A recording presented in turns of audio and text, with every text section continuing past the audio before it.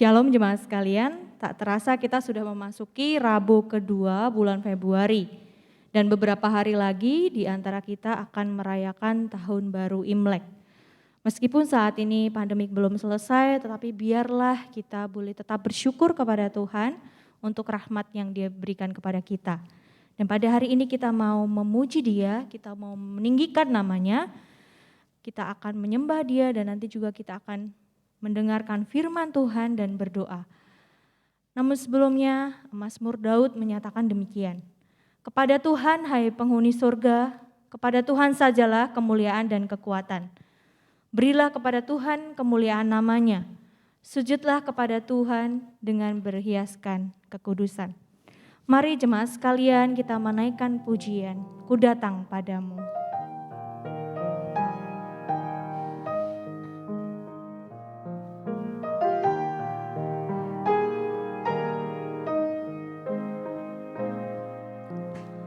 Ku datang padamu, membawa pujianku, hanya kekuatan hadiratmu sanggup menjaga hatiku. Mendekat padamu, ku mau sentuh hatimu, biar ku melihat kemuliaan yang Kau sediakan bagiku. Bagimu pujian, hormat, kemuliaan, Kaulah kebanggaan di dalam hidupku. Janjimu bersinar, buktikan Kau besar, tiada yang seperti-Mu Yesus Tuhanku.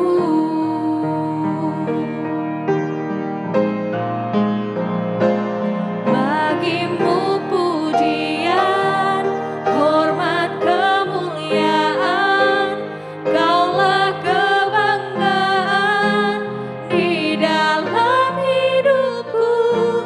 Janjimu bersinar, buktikan Kau besar, tiada yang seperti-Mu Yesus Tuhanku.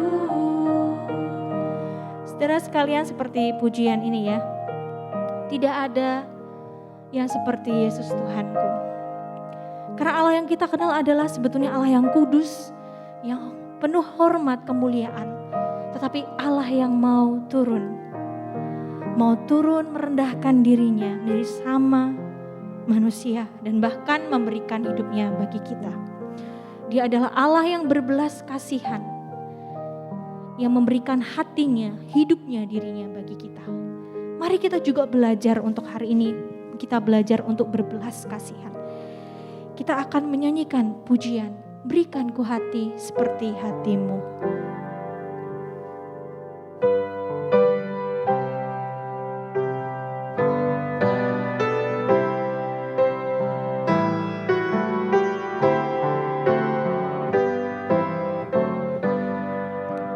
Berikan ku hati seperti hatimu yang penuh dengan belas kasihan.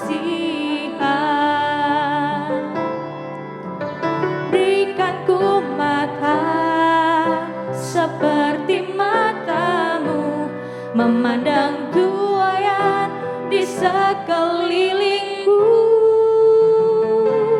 Berikan ku tanganmu untuk melakukan tugasmu.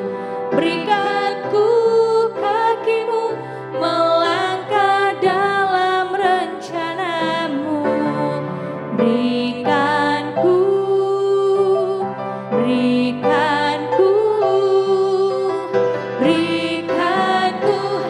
hatimu. Berikan ku hati seperti hatimu yang penuh dengan belas kasihan. Berikan ku mata seperti matamu, memandang tuaian di sekelilingku. Berikan ku tanganmu untuk melakukan tugasmu. Berikan ku kakimu melangkah dalam rencanamu. Berikan ku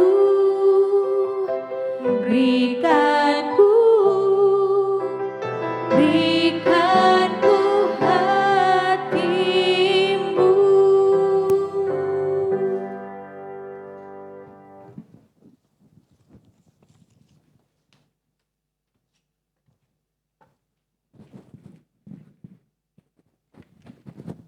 Mari kita berdoa. Bapa, kami bersyukur kepadamu ketika kami ada sebagaimana kami ada saat ini. Kami boleh sehat, kami boleh melakukan segala aktivitas kami boleh tetap bekerja, semuanya karena kekuatan dan turut campur tangan Allah di dalam hidup kami. Bapa, kami bersyukur ketika malam ini kami boleh bersama-sama untuk berdoa kepada Tuhan, untuk belajar sebenarnya firman-Mu, menaikkan doa-doa syafaat kami kepada Tuhan. Biarlah ketika kami merenungkan firman, biar di sana pun Allah Roh Kudus yang memberikan kami pemahaman, menyingkapkan maksud kebenaran firman-Mu di dalam hidup kami. Terima kasih Tuhan, di dalam nama Tuhan Yesus kami berdoa dan bersyukur. Amin. Shalom, jemaat yang kasih dalam Tuhan, kita bersyukur hari ini kita boleh bersama-sama kembali di dalam kebaktian doa, dan saya diberikan tema adalah apakah saya sudah berbelas kasihan. Saya ajak kita terlebih dahulu membuka di dalam Matius pasal yang ke-14 ayat 13 sampai 21. Matius pasal 14 ayat 13 sampai 21. Kisah ini saya percaya bukan pertama kali kita dengar, mungkin banyak kali kita dengar tentang Tuhan Yesus memberi makan 5.000 orang. Dan saya akan membaca untuk setiap kita. Setelah Yesus mendengar berita itu, menyingkirlah ia dari situ dan hendak mengasingkan diri dengan perahu ke tempat yang sunyi. Tetapi orang banyak mendengarnya dan mengikuti dia dengan mengambil jalan darat dari kota-kota mereka. Ketika Yesus mendarat, ia melihat orang banyak yang besar jumlahnya, maka tergeraklah hatinya oleh belas kasihan kepada mereka dan ia menyembuhkan mereka yang sakit. Menjelang malam, murid-muridnya datang kepadanya dan berkata, "Tempat ini sunyi dan hari sudah mulai malam. Suruhlah orang banyak itu pergi supaya mereka dapat membeli makanan di desa-desa." Tetapi Yesus berkata kepada mereka, "Tidak perlu mereka pergi, kamu harus memberi mereka makan." Jawab mereka, "Yang ada pada kami di sini hanya 5 roti dan 2 ikan." Yesus berkata, "Bawalah kemari kepadaku." Lalu disuruhnya orang banyak itu duduk di rumput, dan setelah diambilnya 5 roti dan 2 ikan itu, Yesus menengadah ke langit dan mengucap berkat. lalu memecah-mecahkan roti itu dan memberikannya kepada murid-muridnya. Lalu murid-muridnya membagi-bagikannya kepada orang banyak. Dan mereka semuanya makan sampai kenyang. Kemudian orang mengumpulkan potongan-potongan roti yang sisa 12 bakul penuh. Yang ikut makan kira-kira 5.000 laki-laki, tidak termasuk perempuan dan anak-anak. Jemaat yang kasih dalam Tuhan, apakah saya sudah berbelas kasihan? Ketika saya mendapatkan tema ini, maka saya menemukan dua pendapat dari dua orang yang berbeda. Ketika mereka coba menyoroti andai kata manusia itu hidup tanpa belas kasihan. Yang pertama adalah Mother Teresa. Mother Teresa berkata seperti ini, hal yang paling berbahaya di dunia ini adalah ketika manusia kehilangan belas kasih. Jadi bagi Mother Teresa yang hidupnya dia persembahkan untuk mengurusi orang-orang yang sakit kusta. Dia berkata bahwa ketika manusia kehilangan belas kasih, itu sesungguhnya kebahayaan atau sesuatu yang berbahaya bagi dunia ini. Bagi kehidupan manusia di bumi ini. Karena itu Mother Teresa ingin berkata bahwa manusia nggak boleh tuh kehilangan belas kasih. Manusia harus tetap mempunyai belas kasih. Kemudian yang kedua adalah Robert J. Lichton.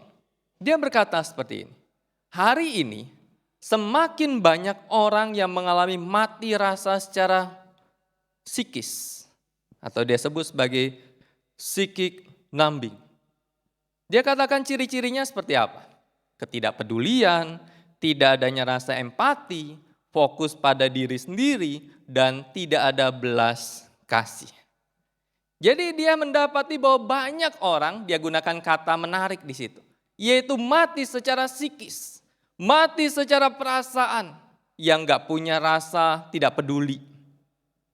Contoh deh, saya pikir-pikir iya benar ya. Kayak misalkan kalau kita lihat berita, kalau orang kecelakaan gitu ya, maka macet tuh di jalan raya. Lalu apa yang terjadi? Orang-orang di sekitarnya melihat itu, mereka langsung keluarkan handphone, rekam, update. Langsung viral. Saudara. Harapannya seperti itu. Yang mereka lakukan adalah melihat, dapat berita, dan pergi. Ketidakpedulian lagi. Tidak lagi peduli untuk tutup handphonenya, bawa orang itu ke rumah sakit, dan kemudian orang itu bisa diobati. Ketidakpedulian. Tidak ada yang rasa empati. Fokus pada diri sendiri dan tidak ada belas kasih. Karena itu pertanyaan yang menjadi fokus kita adalah apakah saya sudah berbelas kasihan? Maka kita tidak bisa lepas daripada teladan Kristus. Jemaat yang kasih dalam Tuhan, ketika bicara tentang belas kasihan yang ditunjukkan oleh Tuhan Yesus, maka di dalam perjalanannya pelayanannya 3,5 tahun adalah pelayanan belas kasihan yang dia tunjukkan kepada siapa? Yang dia tunjukkan pada anak-anak. Ketika para murid berkata, jangan ganggu guru, guru sedang sibuk. Ketika anak-anak itu pengen datang, tetapi Tuhan berkata bahwa silakan anak-anak itu datang kepadaku. Kemudian kepada para perempuan, kepada kelompok orang-orang yang dianggap nomor 2 di dalam tradisi orang Yahudi. Tetapi para perempuan-perempuan ini pun Tuhan tunjukkan belas kasihan. Kemudian kepada kelompok orang-orang yang terpinggirkan. Kepada para pemungut cukai, kepada perempuan-perempuan yang hidupnya tidak benar, kepada para orang-orang yang dianggap tidak berguna dan orang pendosa. Tetapi Tuhan tunjukkan belas kasihan. Kepada orang-orang yang lapar rohani pun Tuhan tunjukkan belas kasihan. Jemaat kasih dalam Tuhan, kalau kita lihat di dalam Matius pasal yang ke-14, ini di latar belakangnya setidaknya pada 2 kondisi. Kondisi pertama dikatakan ayat yang ke-13, setelah Yesus mendengar berita itu. Pertanyaannya adalah berita apa? Maka kita bisa melihat ayat sebelumnya, ayat 1 sampai ayat yang ke-12 adalah berita tentang Yohanes Pembaptis. Yang dikatakan di sana, yang dieksekusi oleh Herodes Raja wilayah. Dipenggal gitu ya, dipotong kepalanya. Dan Yohanes sebagai seorang sepupu dari Kristus, sebagai seorang yang besar pada waktu itu, dan kemudian dia dieksekusi. Karena berita itu, ia menyingkir dari situ. Banyak orang menafsirkan bahwa ketika Yesus menyingkir karena berita pemenggalan atau pengeksekusian Yohanes Pembaptis, maka ada yang berkata bahwa Yesus itu takut sama Herodes, takut ditangkap. Tetapi kalau kita melihat dalam bagian ini, Yesus enggak takut ditangkap. Tetapi kenapa dia menyingkir? Kemungkinan kedua adalah karena dia lelah. Dia mau menepi, dia mau menyendiri bersama dengan para muridnya. Dia mau punya waktu untuk retreat sendiri dengan para muridnya. Karena itu dia ajak para murid untuk pergi menyendiri. Dua kondisi ini, Yohanes Pembaptis dieksekusi dan kemudian secara fisik Yesus mau beristirahat. Tetapi jemaat kasih dalam Tuhan, ketika Yesus melihat orang banyak, dan kemudian ayat yang ke-14 dikatakan ketika Yesus mendarat, ia melihat orang banyak yang besar jumlahnya. Orang banyak yang mengikuti dia dari daratan. Kata penafsir katakan bahwa kalau perjalanan dengan perahu itu sekitar 5 mil, kalau berjalan kaki itu sekitar 6-7 mil. Jadi orang banyak ini mengikuti Yesus di dalam perjalanan yang panjang itu. Sekitar 6-7 mil. Dan ketika Yesus melihat mereka, maka tergeraklah hatinya oleh belas kasihan kepada mereka. Ketika kita lihat di sini, muncul lagi kata belas kasihan. Kenapa belas kasihan?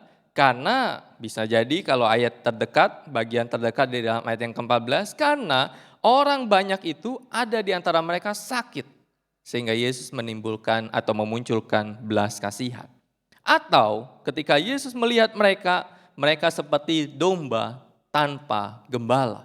Karena itu Yesus berbelas kasihan. Tetapi apapun itu, tetapi kita tahu bahwa belas kasihan adalah bagian di dalam diri akan Kristus. Ada orang yang berkata bahwa kalau Allah itu tidak memiliki sifat belas kasihan, maka betapa sengsaranya manusia. Belas kasihan itu harus menghasilkan suatu tindakan. Tuhan Yesus berbelas kasihan, maka yang ke-14 dikatakan ia menyembuhkan mereka yang sakit. Tuhan Yesus melihat orang banyak yang sudah malam tetapi mereka belum pulang dan para murid berkata, ya suruhlah mereka pergi. Itu kan bahasa halusnya para murid ya. Bahasa kasarnya itu para murid ingin berkata gini, guru usir mereka. Supaya mereka cari makan sendiri. Enggak usah disiapin makan. Kalau siapin makan uangnya berapa banyak nih? Harus kasih mereka makan. Usir aja, itu bahasa kasarnya. Kalau bahasa halusnya para murid suruh mereka pulang. Supaya mereka bisa beli makan di perjalanan dan mereka pulang ke rumah. Tetapi apa yang dilakukan oleh Yesus? Tuhan Yesus berkata tidak perlu mereka pergi. Kalau mereka enggak pergi gimana? Kamu harus kasih mereka makan.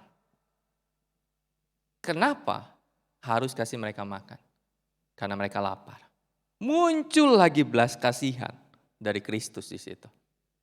Dan ketika Tuhan suruh para murid kasih mereka makan, sesungguhnya Tuhan ingin mengajarkan para murid untuk juga memiliki belas kasihan itu. Jemaat kasih dalam Tuhan, seorang teolog bernama Charles Spurgeon pernah berkata seperti ini. Belas kasihan sebagai ekspresi dari emosi terdalam, yaitu sebuah perjuangan di dalam, kalau bahasa dia itu di dalam perut. Sebuah kerinduan yang paling mendalam atas sebuah rasa ibah. Dan dia menemukan bahwa Yesus atau Tuhan Yesus adalah satu-satunya pribadi yang punya belas kasih yang besar kepada orang-orang. Sang juru selamat itu ketika dia melihat sebuah pandangan atau pemandangan tertentu, orang-orang yang melihat dia sangat memperhatikan agitasi internalnya atau pengaruh di dalamnya yang sangat besar, emosi yang sangat mendalam, dan wajahnya penuh dengan penyerahan, pancaran matanya seperti pancuran air mata, dan kebesaran hatinya mampu meledak dengan kepedihan atas duka cita yang disaksikan oleh matanya. Itulah gambaran ketika Tuhan lihat orang banyak. Sebuah perjuangan, sebuah emosi, sebuah ekspresi, sebuah perasaan yang muncul di dalam perut. Yang muncul dan dia ingin keluarkan. Dia tunjukkan dengan perbuatan. Dia sembuhkan dan dia kasih orang-orang itu makan. Terima kasih dalam Tuhan, pertanyaannya sekarang untuk setiap kita seperti ini. Apakah kita pernah digerakkan oleh belas kasihan dan mau melakukan sesuatu bagi orang lain?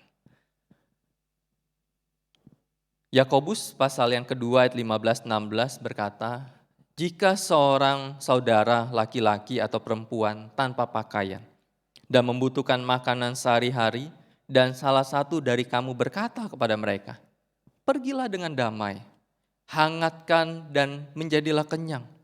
Namun kamu tidak memberi mereka apa yang mereka perlukan untuk tubuh mereka. Apa sih gunanya itu? Kalau hanya berkata, Yakobus ingin berkata, kalau hanya bisa berkata-kata tanpa sebuah tindakan, maka apa gunanya perkataanmu itu?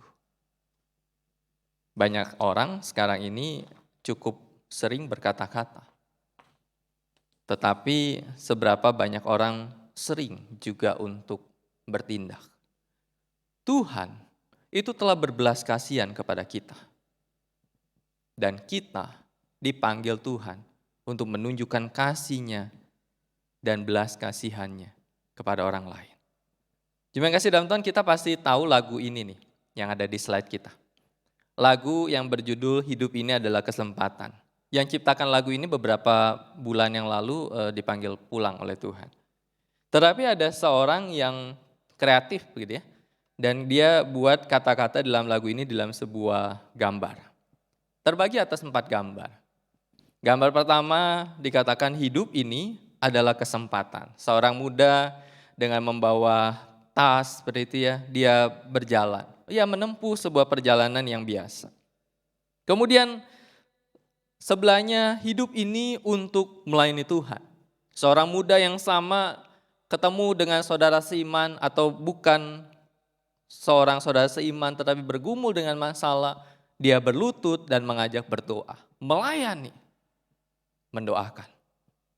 Tetapi kemudian jangan sia-siakan waktu yang Tuhan beri.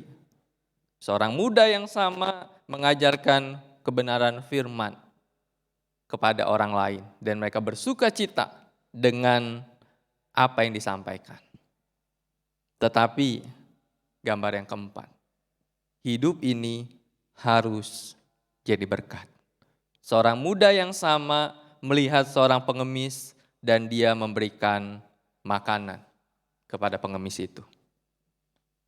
Karena itu jemaat yang kasih dalam Tuhan, ketika kita melihat akan hal ini, maka saya berpikir tentang sebuah penyataan bahwa kehidupan ini atau di dalam segi kita menjadi anak-anak Tuhan. Maka saya buat satu quotes seperti itu ya. Saya bilang gini, satu sisi gereja itu tidak ragu mengeluarkan dana demi pelayanan. Pokoknya kaitan dengan pelayanan, gereja berani dah keluar dana. Gereja manapun saya pikir itu terjadi. Dengan program tahunan, dengan sebuah situasi pokoknya pelayanan apapun berani dikeluarkan. Tetapi sisi lain, gereja perlu juga tidak ragu mengeluarkan dana demi kemanusiaan. Sekarang ini situasi pandemi itu sisi kemanusiaan sangat-sangat diperlukan. Pelayanan kemanusiaan. Memang pandemi itu tidak selamanya membuat orang sengsara. Tadi beberapa hari yang lalu saya ngobrol dengan seseorang dan kami berpikir bahwa iya ya, pandemi ini tidak selalu membuat orang itu bangkrut. Karena ada orang-orang yang jadi miliarder karena pandemi ini. Tetapi banyak orang itu mengalami kesulitan karena pandemi ini. Pertanyaannya adalah, seberapa anak-anak Tuhan, seberapa gereja-gereja Tuhan itu tidak ragu untuk mengeluarkan dana demi kemanusiaan. Demi membuat seseorang itu tetap bisa makan dan dia tidak tidur dalam kondisi lapar. Demi untuk menolong orang yang sakit bisa berobat tanpa dia harus mati karena tidak punya biaya untuk sakitnya. Segi kemanusiaan itu. Pelayanan gereja adalah pelayanan dua sisi. Panggilan gereja, panggilan dua sisi. Panggilan pelayanan dan panggilan kemanusiaan. Panggilan kemanusiaan berbicara tentang seperti apa cintamu kepada Tuhan. Dengan kamu tunjukkan seperti apa belas kasihanmu kepada sesama. Karena itu pada akhirnya Mother Teresa kembali berkata, dengan sebuah judul, teruslah berbuat baik. Bila engkau baik hati, bisa saja orang lain menuduhmu punya pamrih. Tetapi bagaimanapun, berbaik hatilah. Kebaikan yang kau lakukan hari ini, mungkin saja besok sudah dilupakan orang. Kadang kesalahan itu gampang diingat dan selalu diingat. Tetapi kebaikan hati besok aja dilupakan orang bagi Mother Teresa. Tapi bagaimanapun, teruslah berbuat baik. Pada akhirnya, engkau akan tahu bahwa ini adalah urusan antara engkau dan Tuhanmu, bukan urusan antara engkau dan mereka. Pada akhirnya, ketika kita punya belas kasihan, karena kita telah menerima belas kasihan daripada Tuhan, bukan sekedar urusan kita dengan sesama, tetapi urusan kita dengan Tuhan kepada sesama. Kita mengasihi Tuhan, kita telah menerima belas kasihan daripada Tuhan, dan kita dipanggil untuk berbelas kasihan pada sesama. Gumulkan itu, lakukan itu, dan jangan tunggu situasi baik baru engkau berbelas kasihan. Tuhan Yesus tolong, kita berdoa.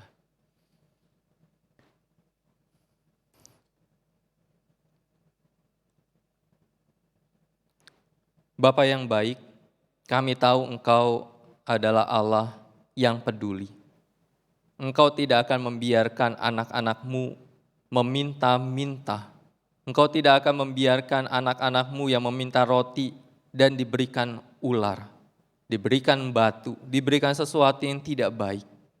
Tetapi terkadang pun Engkau pakai anak-anak-Mu, Engkau pakai gereja-gereja-Mu untuk menunjukkan belas kasihan, panggilan pelayanan, belas kasihan secara kemanusiaan kepada orang-orang di sekitar yang membutuhkan. Bapa berkati sehingga setiap anak-anak Tuhan, setiap gereja-gereja Tuhan punya dua sisi panggilan. Panggilan pelayanan, panggilan kemanusiaan untuk kemuliaan nama Tuhan. Terima kasih Tuhan, biarlah kami yang telah menerima belas kasihan daripada Tuhan bisa menunjukkan itu di dalam hidup kami. Di dalam nama Tuhan Yesus kami berdoa dan bersyukur. Amin.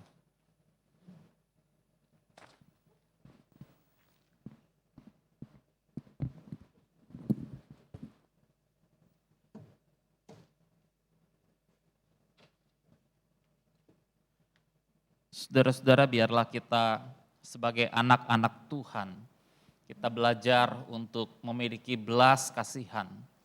Dan saya percaya bahwa belas kasihan yang kita miliki itu akan dapat membawa mereka untuk mengenal Kristus, membawa orang-orang yang belum mengenal Kristus untuk mereka boleh mengenal Kristus.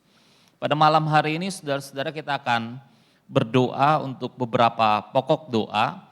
Dan kita akan menyanyikan sebuah lagu terlebih dahulu dengan imanku. Kita sama-sama menaikkan pujian ini. Dengan imanku, ku hadapi semua.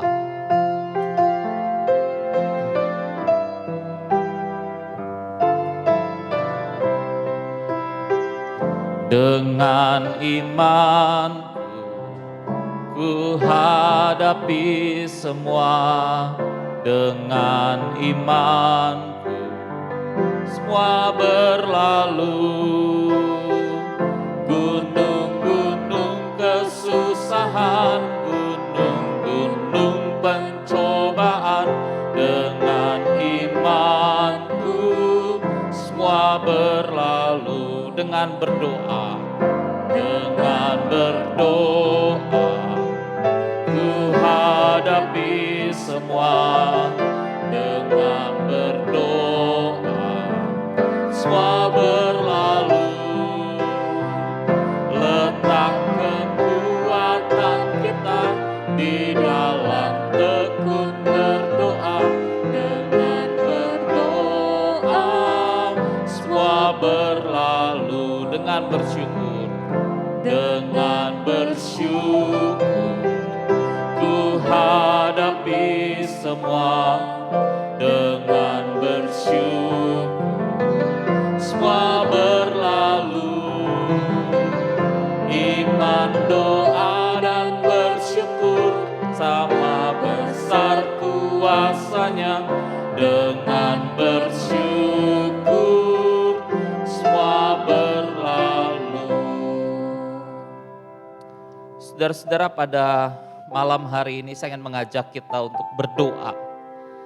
Kita berdoa yang pertama untuk ibadah nuansa Imlek untuk minggu depan, tanggal 14 Februari. Kita berdoa saudara-saudara di minggu ini, tanggal 14 Februari. Dalam ibadah nuansa Imlek, biarlah setiap kita boleh merasakan nuansa Imlek. Meskipun di tengah-tengah pandemi ini. Kita berdoa saudara-saudara, biarlah Tuhan memimpin ibadah kita minggu ini. Dan Tuhan boleh menolong ibadah kita. Dan biarlah Tuhan boleh memberkati untuk rangkaian ibadah kita minggu ini. Kita sama-sama berdoa untuk ibadah nuansa Imlek ini. Bapa dalam kerajaan surga, kami berdoa untuk ibadah nuansa Imlek pada minggu ini ya Tuhan. Tuhan, biarlah Kau yang memimpin ibadah dalam nuansa Imlek pada minggu ini ya Tuhan. Tuhan, Kau menolong ya Tuhan. Kau menolong setiap jemaat-jemaat-Mu untuk boleh fokus beribadah. Untuk kami boleh sama-sama menerima berkat Tuhan di dalam ibadah. Untuk kami sama-sama diteguhkan, dikuatkan oleh kebenaran firman Tuhan di dalam ibadah pada minggu ini. Kami menyerahkan seluruh rangkaian ibadah pada minggu ini ke dalam tangan-Mu. Biarlah Tuhan yang memberkatinya. Kami berdoa di dalam nama Tuhan Yesus Kristus. Amin. Saudara-saudara, berikutnya kita berdoa untuk Jumat Agung pada tanggal 2 April.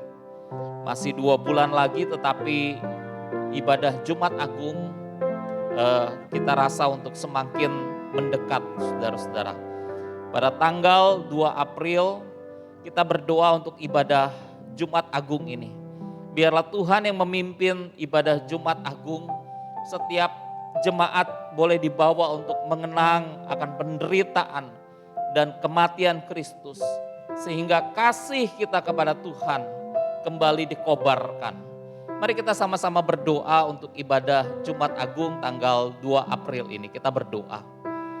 Bapa dalam kerajaan surga, kami berdoa ya Tuhan. Untuk ibadah Jumat Agung yang akan dilakukan secara live streaming.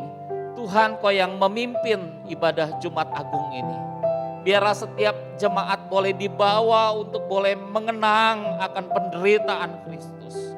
Setiap jemaat boleh dibawa untuk mengenang akan kematian Kristus di kayu salib. Biar kasih kami kepada Tuhan dipulihkan. Kasih kami kepada Tuhan kembali dikobarkan.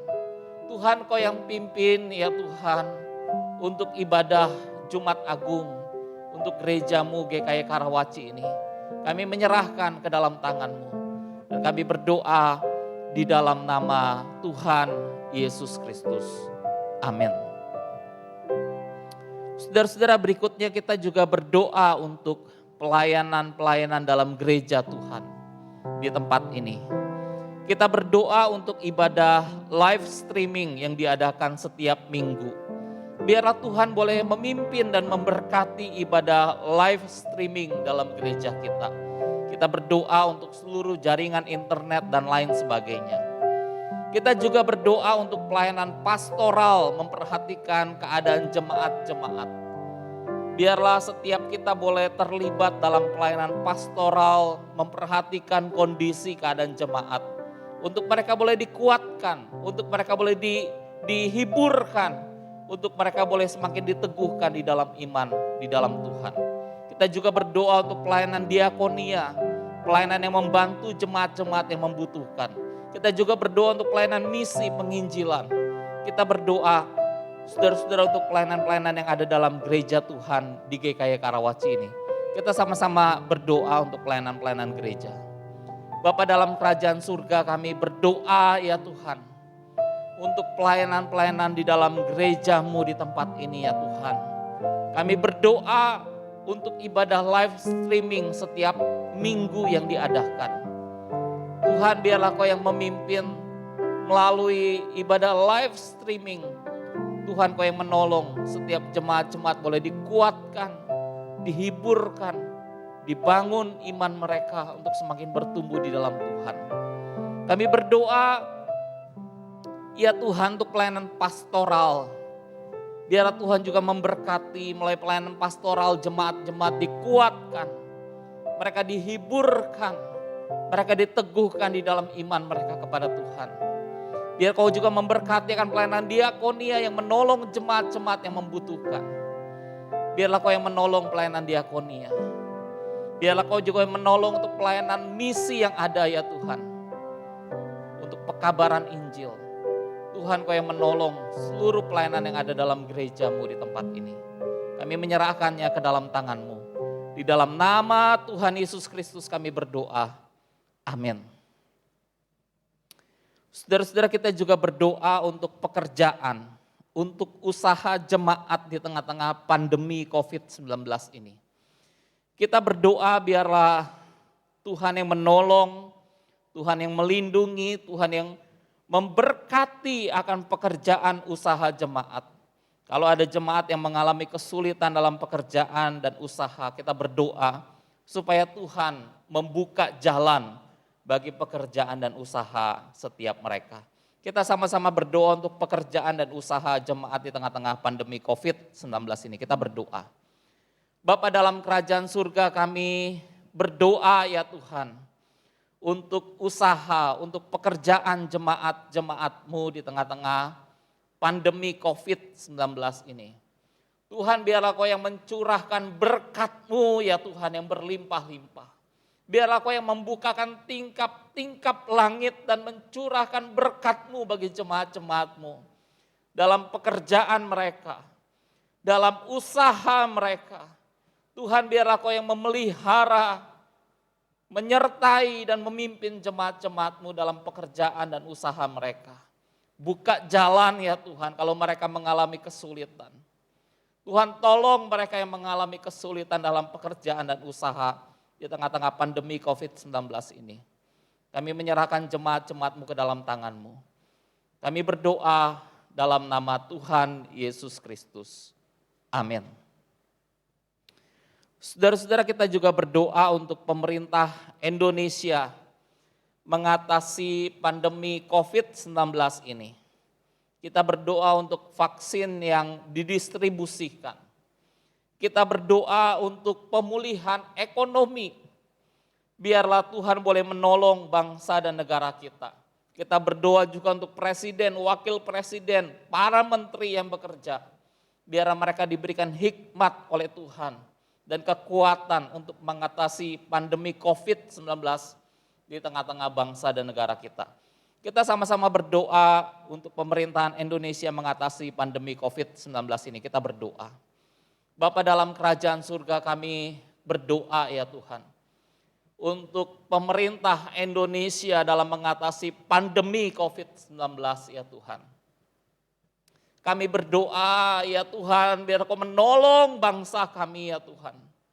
Untuk vaksin yang didistribusikan ke tenaga-tenaga kesehatan pada saat ini.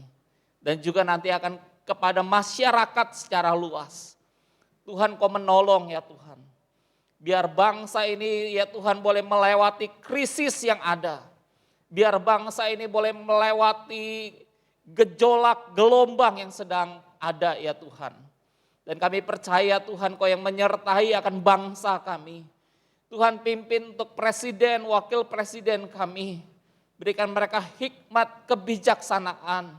Para menteri Tuhan berikan hikmat kebijaksanaan dalam mengatasi pandemi COVID-19 ini. Kami mohon pertolongan-Mu ya Tuhan buat bangsa dan negara kami. Kami menyerahkan buat bangsa dan negara kami di dalam nama Tuhan Yesus Kristus. Amin. Saudara-saudara, pada malam hari ini kita akan berdoa untuk pergumulan pribadi kita. Kalau ada di antara saudara yang sedang bergumul dengan masalah sakit penyakit, kalau ada di antara saudara yang sedang bergumul dengan masalah ekonomi keuangan, kalau ada di antara saudara sedang bergumul dalam masalah hubungan-hubungan yang terjadi, yang mengalami sesuatu yang tidak baik, kita berdoa, kita memohon pertolongan Tuhan. Kalau saudara ingin berlutut, saudara boleh berlutut di hadapan Tuhan. Kita sama-sama berdoa untuk pergumulan pribadi kita di hadapan Tuhan. Masing-masing kita menundukkan diri kita. Kita berdoa masing-masing di dalam hati. Berbicara kepada Tuhan. Curahkan isi hatimu di hadapan Tuhan. Berdoalah kepada Tuhan, berserulah kepada Tuhan.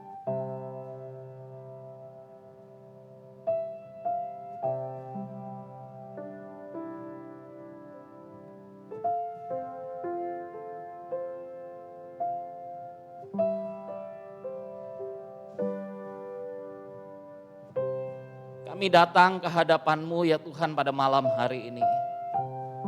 Kami percaya Engkau Tuhan yang mendengar doa-doa kami. Sebab telinga-Mu mendengar seruan-seruan kami. Tangan-Mu akan terulur untuk menyatakan pertolongan dalam kehidupan setiap kami. Tuhan, kami menyerahkan diri kami. Kami mengakui kami lemah, kami mengakui kami terbatas. Tapi kami percaya kami punya Tuhan yang maha kuasa. Tuhan yang tidak terbatas. Tuhan yang selalu hadir di dalam kami. Tuhan yang kami kenal di dalam nama Tuhan Yesus Kristus. Tuhan kami yang luar biasa. Kami berdoa, kami bersyukur hanya di dalam nama Tuhan Yesus Kristus. Amin. Saudara-saudara, pada malam hari ini kita akan menutup seluruh rangkaian kebaktian doa kita malam hari ini. Kita akan sama-sama menyanyikan lagu Bapa Terima Kasih.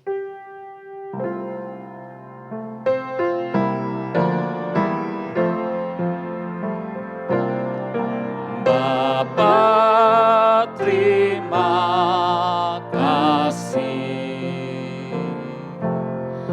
Bapa terima kasih. Bapa di dalam surga, puji terima kasih. Amin. Kita berdoa. Kami mengembalikan segala pujian, hormat, kemuliaan bagi Engkau Tuhan yang duduk di atas tahta, yang layak untuk menerima pujian, hormat, dan kemuliaan. Engkau Tuhan yang besar, Engkau Tuhan yang ajaib, Engkau Tuhan yang luar biasa. Yang kepadanya kami berdoa, yang kepadanya kami berseru, yang kepadanya kami berharap. Dan kami percaya bahwa Engkau Tuhan yang tidak akan pernah mengecewakan kami. Kami menyerahkan ya Tuhan setiap doa permohonan kami ke dalam tangan-Mu. Kami bersyukur Engkau yang telah memimpin kebaktian doa pada malam hari ini. Dan kami memohon berkat-Mu pada malam hari ini ya Tuhan. Kiranya kasih dari Allah Bapa di surga, kasih di dalam Tuhan Yesus Kristus, penyertaan, penghiburan, kekuatan Allah Roh Kudus, dan berkat Allah Tritunggal tercurah atas setiap kami, mulai hari ini sampai selama-lamanya. Amin. Selamat malam saudara-saudara, sampai di sini kebaktian doa kita. Tuhan Yesus memberkati. Amin.